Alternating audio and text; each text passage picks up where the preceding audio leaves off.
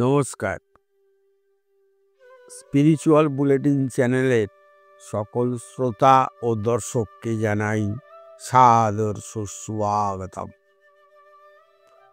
যত দিন যাচ্ছে ততই কিন্তু দর্শক শ্রোতা প্রশ্ন বেশি আসছে। তারা জানতে চাইছেন আধ্যাত্মিকতার বিভিন্ন বিষয়ে।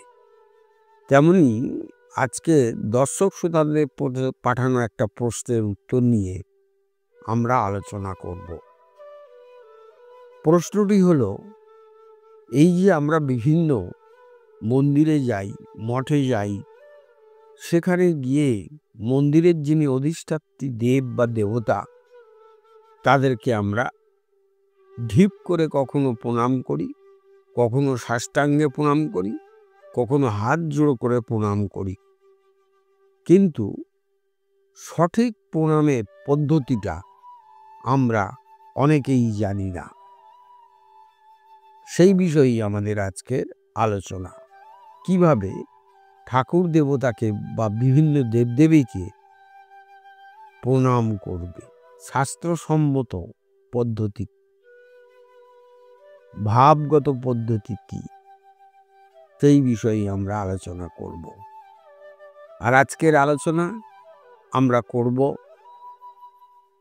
রামকৃষ্ণ মঠ ও মিশনের প্রথম প্রেসিডেন্ট স্বামী ব্রহ্মানন্দজির সেবক ও সচিব, যিনি পরবর্তীকালে রামকৃষ্ণ মঠ ও মিশনের সপ্তম প্রেসিডেন্ট হয়েছিলেন।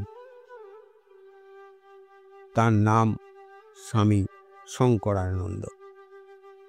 স্বামী শঙ্করানন্দ বলছেন, তোমরা মঠ ও মন্দিরে গিয়ে শ্রীরামকৃষ্ণকে যেভাবে পুজো করো বা যেভাবে প্রণাম করো, তার একটা সঠিক পদ্ধতি আছে।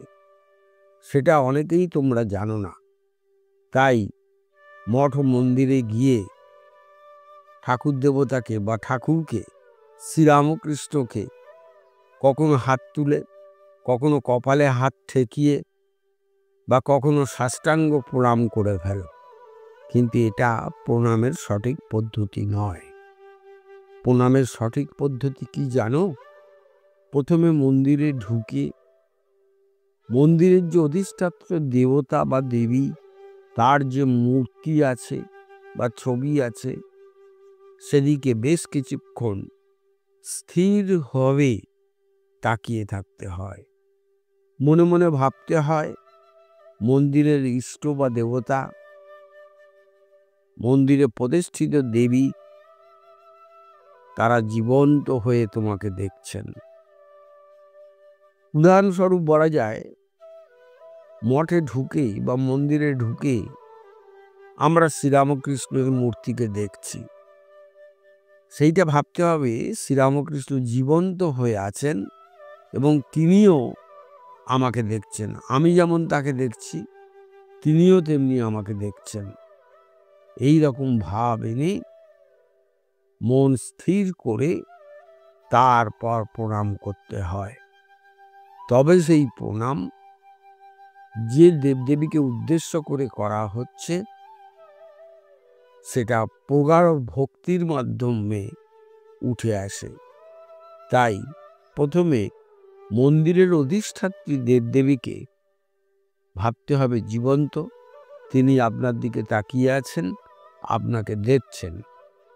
এইভাবে প্রণাম করার উচিত, এটাই সঠিক পদ্ধতি বলেছিলেন স্বামী শঙ্করানন্দজি। আশা করি আজকের আলোচনা নিশ্চয়ই আপনাদের ভালো লেগেছে।